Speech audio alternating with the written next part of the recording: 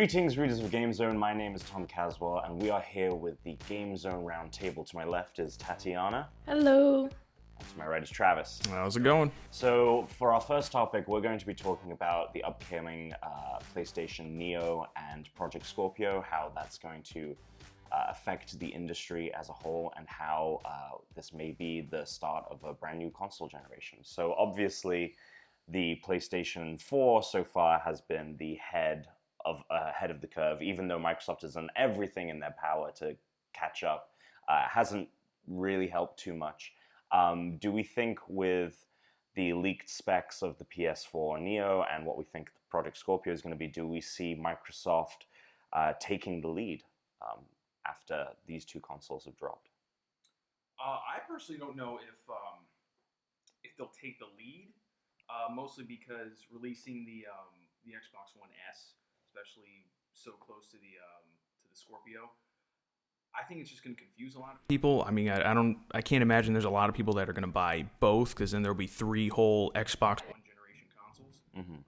I mean, PS4 is also, they just announced they are releasing a slim line. Really? They made It wasn't an official announcement. It was an analyst prediction. Was it? Yeah, well, he was predicting that the PS4 NEO and the PS4 Slim would be a coupled reveal during the Tokyo Game Show. Which But is today, isn't it? I don't believe so. It's not today. No, Tokyo Game Show is like in the winter time. September to sometime in September, November-ish. Yeah, it's definitely not today. I don't know what you're thinking. Anyway, moving past that, so you're talking about a PlayStation. You're talking about a PlayStation Slim, and obviously the Xbox One S is coming out. Do you think? Apparently, Microsoft has said they have healthy pre-orders for the Xbox One S.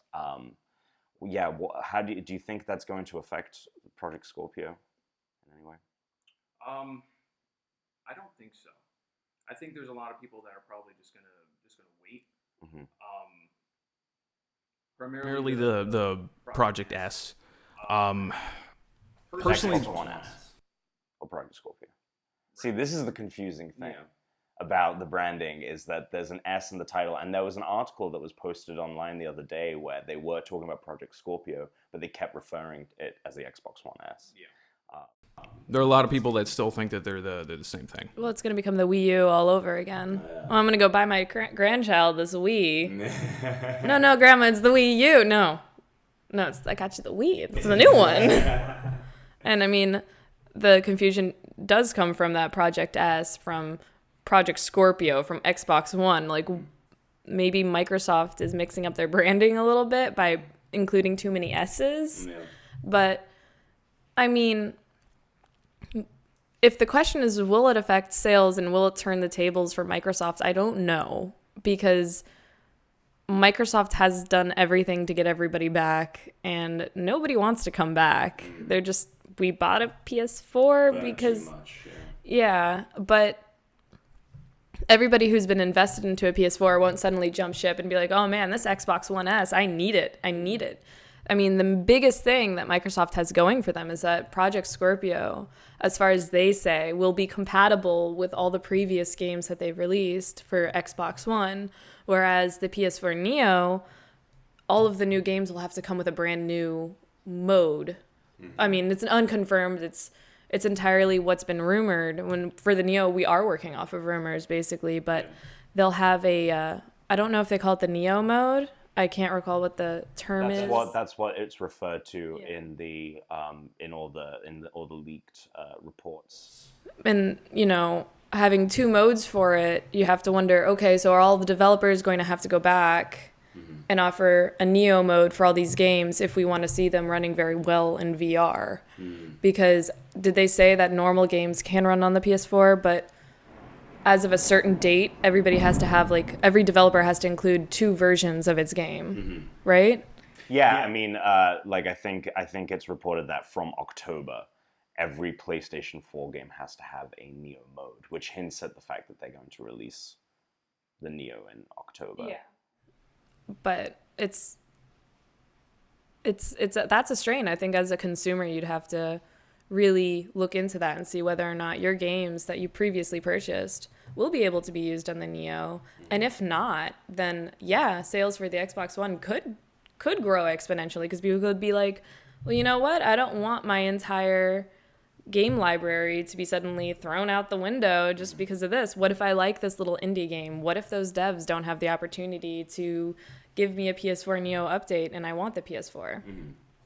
So yeah, I think the whole Neo mode, I think that is reading too much into it. I think Project Scorpio is going to have a very similar thing. It's just referring to the fact that games have to be designed to run on both, and like there needs to be some kind of like switch. Like, oh, it recognizes it's in a Project Scorpio, it's in the PlayStation 4 Neo, and it switches over.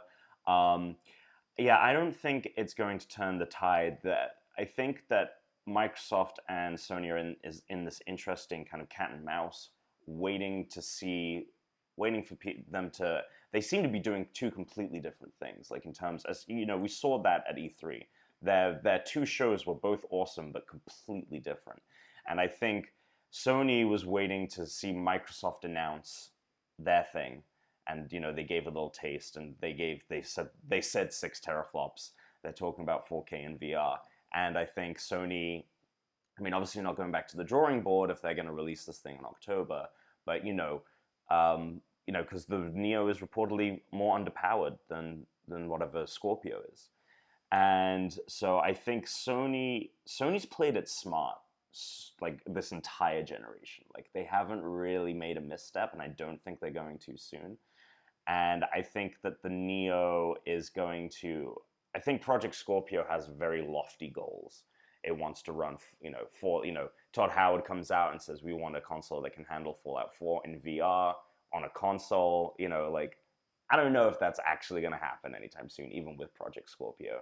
I think that Microsoft is either, they're making some big claims, and it's either going to pay off really well, and they are going to have something that powerful, or they are going to release something that doesn't meet those expectations. Whereas I think with Sony, when they announced the Neo, they're going to rein in expectations as to what it is. This is a more powerful console.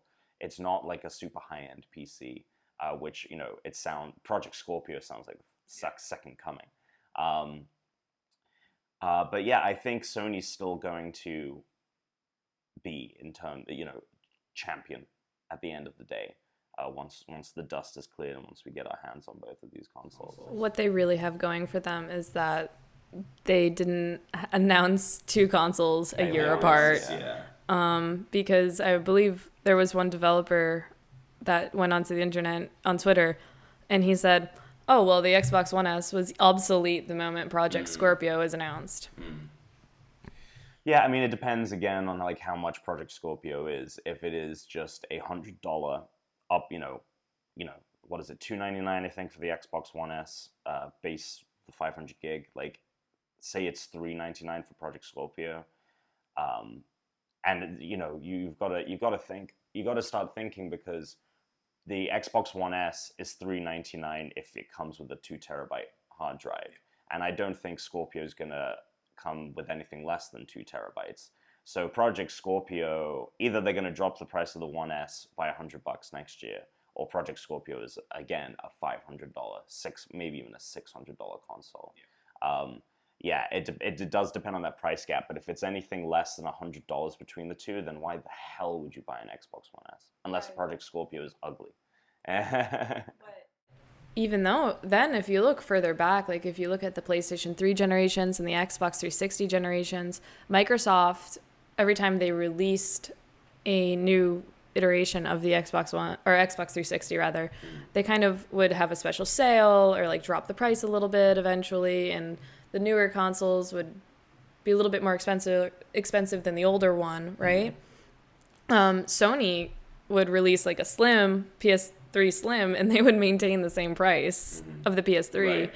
So if the PS4 NEO is more expensive than the PS4, but the PS4 doesn't go down in price, and the Xbox One S is cheaper, or something like that. Yeah. I mean, you could definitely see people turning to adopt the cheaper console. Yeah. But I think the PS4 and the Xbox One, Didn't the PS4 release at a higher price than the No, Xbox One? Xbox One started at $5. Oh, and then it went down to 350, and then it's been around there. It's the Xbox One now you can buy for $279. And yet they're still lagging behind. The PS4 is I think $350 right now. I think Regularly, so, yeah. I think generally you see there's a lot of sales a lot of the time, but generally the $350. the lowest gig is about there.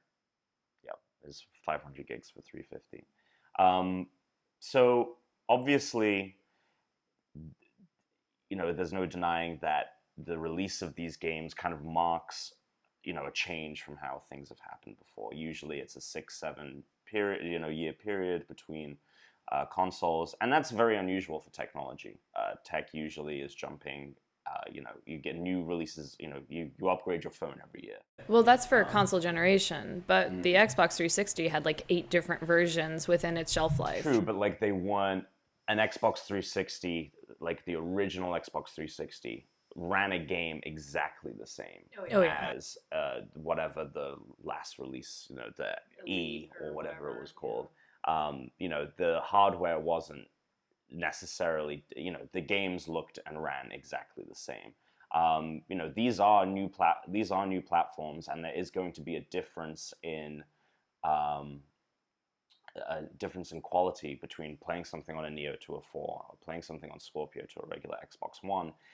And so it is, in a way, as much as it is a half step, like it is kind of almost, and especially with the NX coming out next year, like we're seeing the 8th console generation in a lot of ways. Do you think this is going to be a more regular thing where we see every 3 years an updated console? Or is this kind of just, I personally think this kind of is just a one-off because virtual reality is on the horizon and these consoles are not prepared and they want to get ahead of the curve. And I think like it's because of that technology that this is being pushed. But do you guys agree, or do you think it is kind of just like, yeah, we feel like we can sell people a $300-400 console more often now? Well, I mean, I feel like the reason they're creating all these variants for consoles, it's pretty much for the sheer sake of the competition of it all. I mean, obviously, Xbox has to compete with PlayStation. So, I mean, primarily, I'd like to think we'll get to the point where it's ridiculous to say that technology is cyclical because it's not.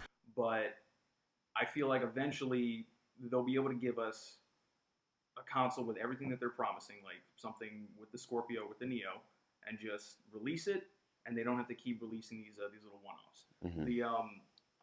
The S. I mean, for the most part, I think there's going to be a good amount of people that aren't going to bother wasting their time. They're just going to hold off and wait for the Scorpio. I mean, like you said, it's only going to be like $100 difference for the most part. So I mean, I have no idea how the price difference. That's still up in the air. Right. That's what we're running with. Yeah, that's pretty much the logical assumption. But I really do feel like most people are just going to wait. In the end, once they're both available, I feel like the S will just be the cheaper alternative. It'll be kind of like I don't want to say a makeshift slimline. But I mean, if it's available, that's how it's going to be. But do you think that it's going to be altering the way that generations grow? Like, I think that unless they start offering like modular consoles where you can like put it together how you want. Oh, we upgraded this one part and you can buy this. It's just a PC at that point. While that might be the dream for some people, when that was like the idea, like they thought maybe Phil Spencer said that, the internet was like, no. I buy an Xbox because I don't want to do that. Yeah. And historically, that has never worked out, right? There was an attachment for like the Genesis that was like a CD attachment that didn't pan out. There was another thing, I forget what system it was. It was called like the 32X or something. I forget what system, but there have been, modular. The N64 had that RAM upgrade, which was the only one that really succeeded. I don't know. Yeah, I did buy that. But that was because like you had to if you wanted to play Zelda. Yeah. Like there was a reason to buy that. I mean that, and the thing is both of these companies have promised that every game, even if you have a PS4, you won't need to get a Neo in order to play a PlayStation game. Unless you want VR to run and look better, then you want a Neo. So I'm part of a gaming group on Facebook, and people have been posting pictures of their PlayStation virtual reality experience. the box, the additional processing unit for the VR thing is almost as big as the PlayStation 4. Just slip this into your pocket and just walk around. So yeah, I mean that'd be nice to not have that thing sitting next to my system. Which is, I think you're right in saying that this is a jump by both developers or console makers, to catch up to VR, because Microsoft has a long-standing partnership, long-standing being like a year or so, with Oculus. When Oculus launched, they released the Oculus with a Xbox One controller. Obviously, you can look at them doing that and look past that and say, okay, Microsoft is preparing a console for virtual reality. What's their virtual reality of choice going to be? Are they going to develop their own? Doubtful. Yeah, Doubtful. especially if they're working on HoloLens and jumping to augmented. HoloLens that mysteriously doesn't really ever make an appearance anyway. That thing. But they're just going to use Oculus, I think, in my opinion. They're just going to go straight to using Oculus, because outsourcing something that is known to work, has a user base already. People already know how to use. They know how to use it with your controller. Why not? It's easier. Don't spend the money. It's interesting though, because they did, Todd Howard again talked about having Fallout 4 on the Scorpio, and the thing is like when they announced Fallout 4 VR, that was a Vive that's a Vive exclusive. So it does make you think, okay, what kind of, maybe he was just talking in the sense of like, we would like to have the ability to put Fallout 4 on Project Scorpio. But yeah, I think Microsoft, obviously does have that partnership with Oculus, and I think it would make sense. And I think the Oculus isn't doing as well as they thought in terms of sales. Actually just made all of the games, I believe, all of the Oculus exclusive games available for Vive. Oh, wow. Or one of the other headsets. I'm not very up to date on all of the different headsets, but as far as the consoles go, these are just the VR moves. Like, this is a move towards VR. Will we start to see each console generation having a step up, a step up, a step up, a step up? Maybe, but I think that we would turn to streaming consoles before that ever happened. I think that our consoles would simply become streaming and no more disc, nothing like that, and just become modular, or become like the Roku where you can buy level 1, 2, 3, you know what I mean? Like, Right. have these upgrades, and just the technology would update by itself almost. I mean, once with the increasing internet technology and bigger bandwidth, getting gigabit Ethernet, the ability to just have a game run remotely and stream to you. I can see the PlayStation 5 or whatever being a streaming box possibly, and then you would never need to really update your hardware. It's all on the other end, and then maybe you're paying for a subscription service, and it's like, okay, do you want the best, version of this? You pay for a tier where it streams to your box. And then Netflix does that already, where you pay extra for 4K right, viewing or something. So, it's there. I think the real question is with like the PS4 NEO and the Xbox One S, or the Project Scorpio rather, Xbox One S is but like, developers are definitely going to be feeling a strain, like, to produce differently or develop differently. Like, if you have been working on a game for X amount of time and suddenly Microsoft is like, or Sony is like, oh, by the way, need a special Neo mode now.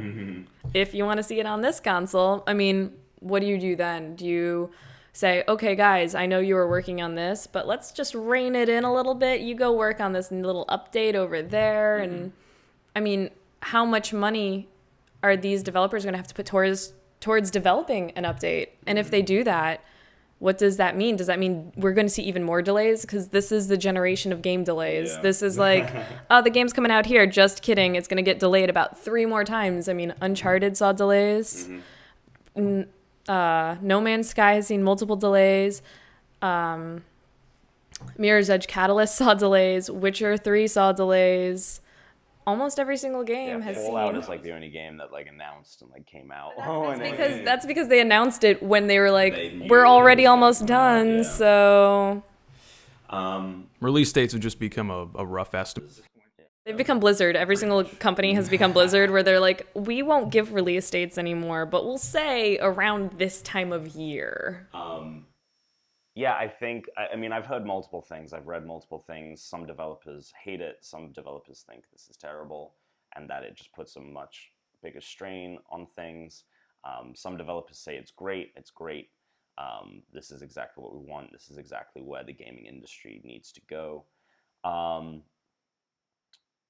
Now, in terms of like, so that's how it affects the developers. How do you think it's going to affect the community? Do you think people are? I think at first there was a lot of animosity when online when the initial rumors of a upgraded PlayStation was being announced, and then like that was becoming more and more clear that it was happening, and then obviously the Scorpio rumors came out, and now it's clear that this is the way it's going to go. Do you think people are going to embrace this new future? Gamers are going to embrace it, or do you think that? I mean, this kind of ties into sales, obviously, but yeah, do you think this is going to be something that the gaming community fully embraces? Well, as far as the gaming community as a whole, I mean, You're always going to have those console loyalists who are always going to say, you know, no matter what. put out, I'm gonna buy it, yeah. I'll trade it in. I'll get the next, just whatever it is, I'm down. Yeah, I'm getting a Neo for sure. I don't know if I'm going to get it the day of, but like eventually. Yeah. It's on the list. Well, the problem is like I also have my PlayStation VR bundle, $500 pre-ordered there and as well. So like I could be looking at spending like almost $1,000 this fall on PlayStation stuff. Well, that's another thing too, is we don't know how well the overall VR market's going to do. So far, it's pretty promising, but I mean, it's entirely possible we're going to get sick of it really quick. I think PlayStation VR is going to do really well. Yeah. I think with that price and the fact that people already have the box that runs it, sure, it may not be the most powerful, but like VR is impressive. Like even like I was at SuperCon this past weekend and I was doing some very rudimentary virtual reality experiences, but like I was mind blown. Like that was really cool, and like the promise of that technology. I mean, it's the future. Like maybe not this year, maybe not next year, but eventually like VR is going to be a staple. I will only ever adopt it when I'm not carrying around like a backpack for like power. Well, they don't. You know, you can get the headsets that you just use your phone. Once those are the size of like a pair of Ray-Bans, then we'll Microsoft HoloLens. I mean, I tried the Oculus when it was still in the prototype when they were releasing the first drafts of them, and even that one was still really, really impressive. Yeah. So I don't. As far as people getting sick of it, I don't know if it'll happen anytime soon. But as far as traditional gaming, as far as just the experience that people really want from gaming overall, I mean, VR, as impressive as it is, eventually might just be considered a gimmick. There's a lot of people. I really don't think it's gonna go that way. I'm on the gimmicky thing. Really? I'm just like, I've tried the Oculus and I was sitting there, I'm like, this is great, but every time I want to sit down and play this game, if I really want to experience it, I have to put this headset on, and how am I, how am I ever going to be able to play this game without the headset? I'm saying it may not be, a gimmick right now, but I think in the future, yeah, it's definitely going to be adopted, and it's going to be adopted because of different generations. It's a generational thing, I think, in my opinion. What do you think about? What do you think about the gaming community and these consoles? I am very much dealing with the community, the Game Zone community specifically. Yeah. And I see the animosity that plenty of people have towards these companies releasing these newer, more powerful consoles. And you can totally see the people starting to say, well, you know what? Screw you. I'm going to buy it anyway. Sucks for you.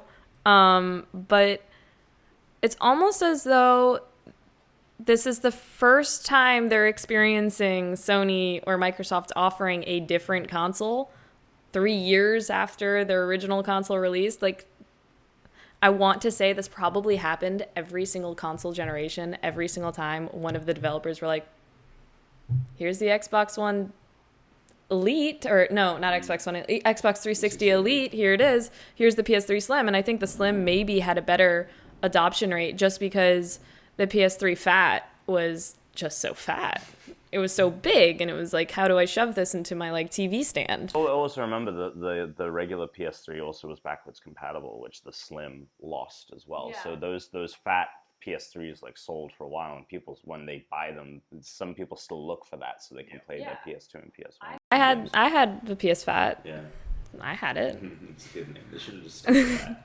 I had it. I didn't go for a slim. I didn't want the slim. But again, this is all these slims and the elites. Different now. It's different because there's more power, and people are very upset with seeing more power at, these prices, and nobody wants to spend another $300 after they just spent $400. I mean, when they were the early adopters of said console, whichever one they fall on, whatever, it doesn't matter.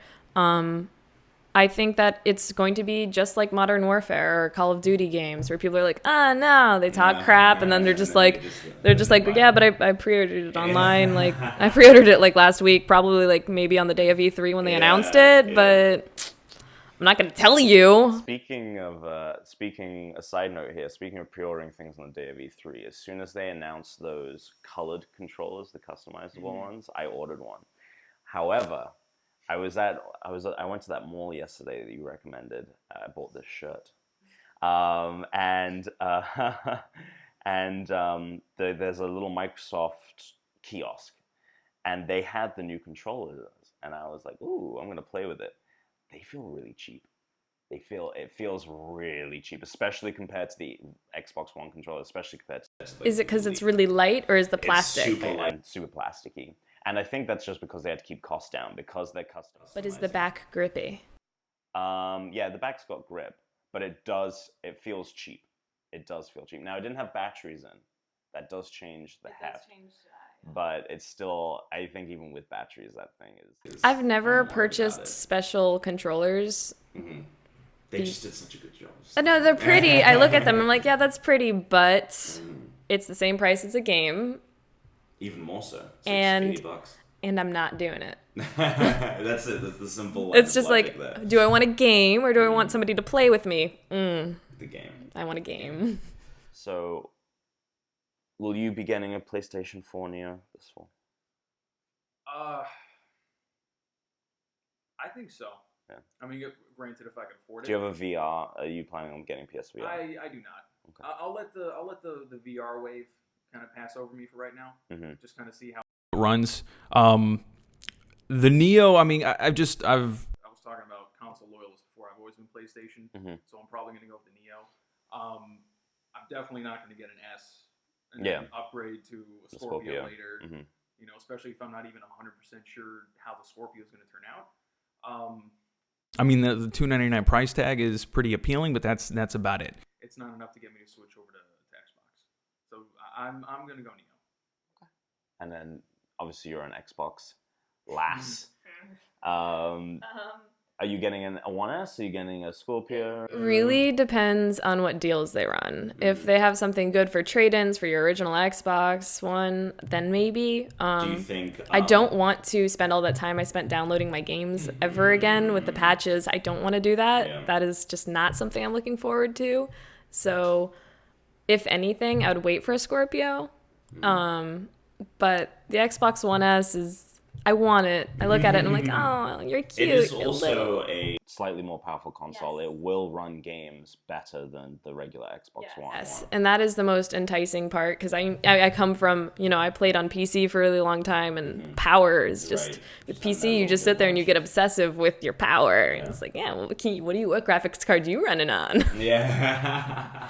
But no, I totally get why somebody would want an Xbox One S. I want one, but I also, like I said with the controllers before, I'm cheap. I'm all about, I want more.